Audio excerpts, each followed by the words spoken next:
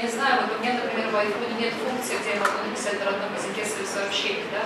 Начиная даже с таких мелочей, когда люди могут вести сегодня мобильное взаимодействие на своем родном языке, скажем, Samsung где-то есть или что-то еще, мы это делаем. В принципе, уже все в сети используют легко планшеты и используют видео и медиаресурсы. Мы переводим очень популярные мультфильмы на татарский язык. И вот последний проект, который мы делали, он настолько успешным оказался. And it's not only language, but it's culture. It's how you combine. And it's the question of teaching our children to respect their history. Которые раньше мы отдавали на изучение родных языков, теперь они выбирают для того, чтобы больше готовиться к ЕГЭ.